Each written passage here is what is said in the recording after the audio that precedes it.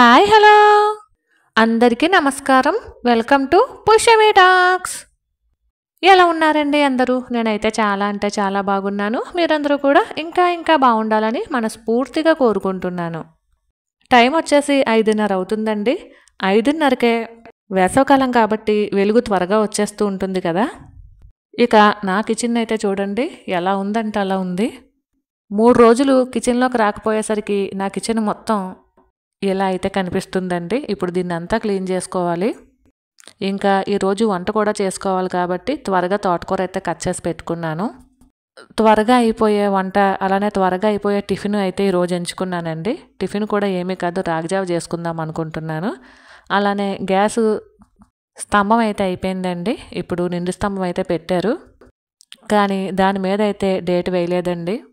ఇక నేను డీమార్ట్లో కొన్న వస్తువుల్లో ఏదైనా ఉపయోగకరంగా ఉంది అంటే అది ఈ సిలిండర్ మోసే స్టాండ్ అండి. చాలా బాగా యూజ్ అవుతుంది.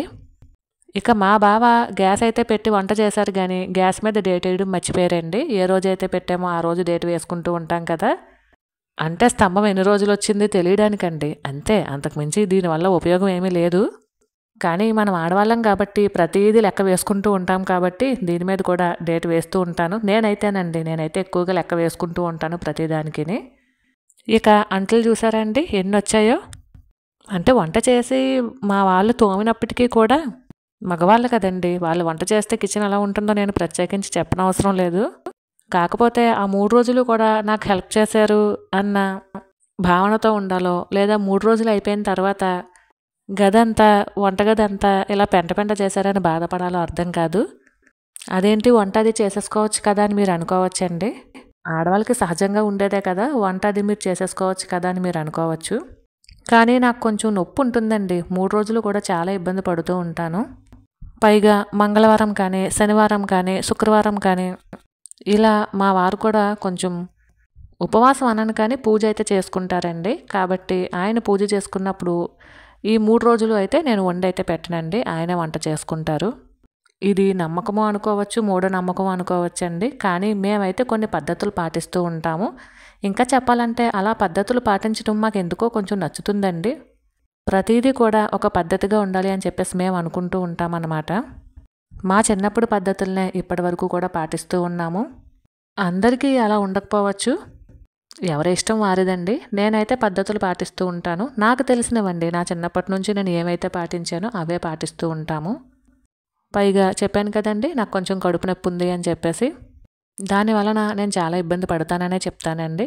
హాస్పిటల్కి ఆల్రెడీ వెళ్ళి చూపించుకున్నాను, ప్రాబ్లం ఏమీ లేదు అన్నారు. ఇంకా నొప్పి సహజం అన్నారండి. అలా అని చెప్పి ట్యాబ్లెట్స్ అవి నేను ఎప్పుడూ వాడలేదండి. ట్యాబ్లెట్స్ వేసుకుంటే నొప్పి తగ్గిపోతుంది అంటారు, కానీ నేను ఎప్పుడూ వాడలేదు. నొప్పి వచ్చినప్పుడు కాస్త పాత బెల్లం ఇలాంటివి తినేసి ఊరుకుంటాను అంతేనండి. కొంచెం తగ్గుతుందండి, మొత్తానికి తగ్గుతుందని చెప్పను కానీ కొంచెం రిలీఫ్ అయితే ఇస్తుంది. ఈ 3 రోజులకి అని చెప్పేసి నేను ముందే ప్రిపేర్ అయ్యి ఉంటానండి. ఆల్మోస్ట్ అందరికీ తెలిసిందే కదా. ఒక్కొక్కరికి కరెక్ట్గా నెలకే డేట్ అవుతారు, ఒక్కొక్కరికి 2 నెలలకి, ఒక్కొక్కరికి నెల మీద వారానికి, నెల మీద 15 రోజులకి ఇలా తెలుస్తూ ఉంటుంది. కాబట్టి నేను ముందే ప్రిపేర్ చేసుకుంటానండి. అంటే ఈ 3 రోజుల కోసం అని చెప్పేసి వంటగదిలో కావాల్సిన మసాలా పొడులు అన్నీ ముందే ప్రిపేర్ చేసుకుంటాను. అలాగే ఇడ్లీ పిండి, దోశ పిండి ఇవి కూడా రెడీగా ఉంచుకుంటానండి ఫ్రిడ్జ్లోని. దానివల్ల ఏంటంటే మా వారికి కూడా పాపం కొంచెం ఇబ్బంది ఉంటుంది కదండి. బయటికి వెళ్ళి ఆఫీస్లో అన్నీ చూసుకొని వచ్చి మళ్ళీ ఇంట్లో చేయాలంటే వాళ్ళకే ఇబ్బంది కాబట్టి తడుముకోకుండా అన్నీ ముందుగానే ఫ్రిడ్జ్లో అయితే పెట్టేస్తానండి.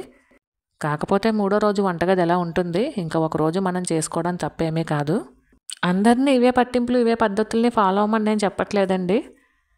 నేనైతే ఇలా ఉంటాను అని చెప్పేసి అంటున్నాను అంతే. ఎందుకంటే అందరికీ అవకాశం ఉండకపోవచ్చు, నాకైతే అవకాశం ఉంటుందండి. ఆ 3 రోజులు కూడా రెస్టే తీసుకుంటాను. ఇటు మా పుట్టింట్లో కూడా అంతే, అటు అత్తవారింట్లో కూడా అంతేనండి. ఆ 3 రోజులు రెస్టే. చాలా ఇబ్బందిగా అనీజీగా కడుపు నొప్పితో ఇబ్బంది పడే కన్నా రెస్ట్ తీసుకోవడమే బెస్ట్ అని నాకైతే అనిపిస్తూ ఉంటుందండి.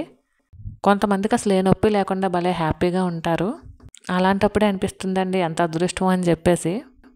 ఎందుకంటే మరి అందరు ఆడవాళ్ళకి ఇలానే ఉంటుందో లేదో తెలియదు, కానీ నాకైతే చాలా ఇబ్బంది అవుతుందండి. నొప్పి అయితే ఎక్కువగానే వస్తూ ఉంటుంది. పిల్లలు పుట్టిన తర్వాత పోతుంది అన్నారు, కానీ నాకైతే పోలేదండి. సరేనండి, ఇంకా నా కిచెన్ అంతా క్లీన్ చేసుకునేసరికి ఇంచుమించు టైం 1 గంట అయినా పట్టిందండి. ఇక ఇవాళ కూడా పూజ అయితే ఉండదండి. నేను 5వ రోజు 5వ స్నానం చేసిన తర్వాత ఇంట్లో దీపం అయితే పెట్టుకుంటాను. ఈ 4 రోజులు కూడా మా బావే దీపారాధన అయితే చేసుకుంటారండి. ఆడవాళ్ళే దీపం పెట్టాలి లేదా మగవాళ్ళే దీపం పెట్టాలి ఇలాంటి రూల్స్ ఏమి మా ఇంట్లో అయితే ఉండవండి. ఎవరికి వీలుంటే వాళ్ళు చక్కగా దేవుడి దగ్గర దీపం వెలిగించుకుని నైవేద్యం చూపించుకుని ధూపదీపాలతో చక్కగా పూజ అయితే చేసుకుంటాము. మా పాప అయినా అంతేనండి, ఒక్కొక్కసారి మా పాప కూడా పూజ చేస్తూ ఉంటుంది. మా ఇంట్లో వీళ్ళే దీపం పెట్టాలి లేదా వీళ్ళే నైవేద్యం పెట్టాలి అని అలాంటి నియమాలు అయితే ఉండవండి. పూజ అనేది ఇంచుమించు ఇంట్లో అందరము కూడా చేసుకుంటూ ఉంటామండి.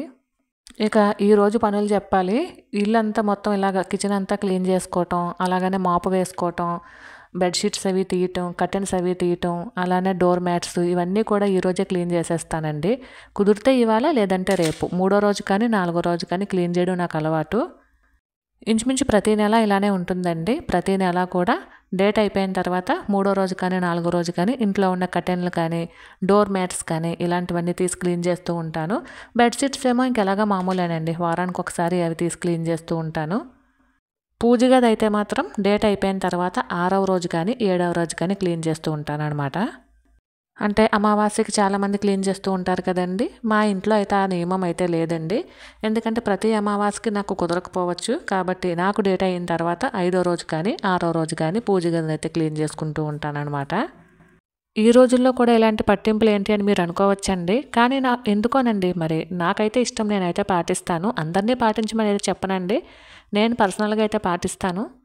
పట్టింపులన్నా పద్ధతులన్నా కొంచెం ఇంట్రెస్ట్గా పాటిస్తామండి మా ఇంట్లో. ఇంక అలవాటు అయిపోయిందండి. ఇంక చిన్నప్పటి నుంచి ఇవన్నీ పాటించి ఇంక అలవాటు అయిపోయిందనమాట. అదేం తప్పేమీ కాదు కదండి, ఎవరిష్టం వాళ్ళది. ఇక మొత్తం షింకు అలానే కుళాయిలు వెనకాల ఉన్నటువంటి గోడ అన్నీ కూడా శుభ్రంగా క్లీన్ చేసేసాను. చాలా టైమే పట్టిందండి. ఇప్పుడు కొంచెం కిచెన్ ఒక కొలుక్కొచ్చింది అనిపించింది. పాపం ఆ టైంలో వాళ్ళు హెల్ప్ చేయడమే ఎక్కువండి. మళ్ళీ ఇవన్నీ కూడా చెయ్యాలంటే అవ్వదు కదా. ఇక ఈరోజు వాషింగ్ మిషన్ అయితే కనీసం 2-3 సార్లైనా వేయాల్సి ఉంటుందండి. ఇక ఈరోజు టిఫిన్ వచ్చేసి రాగి జావ చేస్తున్నానండి, సింపుల్గా అయిపోతుంది అని చెప్పేసి. అంటే కొంచెం పని ఎక్కువ ఉంది కాబట్టి. ఈరోజు వాషింగ్ మిషన్ అయితే బట్టలకు ఒకసారి వేయాలి, అలానే దుప్పట్లు బెడ్షీట్స్కి ఒకసారి వేయాలి, కర్టెన్స్కి ఒకసారి వేయాల్సి వస్తుందండి. ఇంకా ఇల్లంతా మాపు కూడా పెట్టాల్సి ఉంది. ఈ 3 రోజులు అయితే మాపు వేయలేదు. ఇక ఈరోజు మా బ్రేక్ఫాస్ట్ వచ్చేసి రాగి జావ అన్నమాట. చాలామంది రాగి జావ 2 విధాలుగా తీసుకుంటూ ఉంటారు కదండి. ఒకటి స్వీటు, రెండోది మజ్జిగేసి సాల్ట్ వేసి తీసుకుంటూ ఉంటారు కదా. ఈరోజు నేనైతే మజ్జిగ సాల్ట్తోనే రాగి జావ అయితే కాస్తున్నాను. అండ్ అలాగే స్నాక్స్ కావాలని చెప్పేసి మా పాప గొడవ పెడుతుందని చెప్పి మా వారైతే ఇవి తీసుకొచ్చారండి. ఇవేవో జాక్ ఫ్రూట్ చిప్స్ అంట. మరి పనస తొనలతో చేస్తారో లేదంటే పనస తొనలు తీసేసిన తర్వాత మనకి పొట్టు ఉంటుంది కదండి లోపల, దాంతో చేస్తారో అర్థం కాలేదు. కానీ టేస్ట్ అయితే ఏమంత అనిపించలేదండి.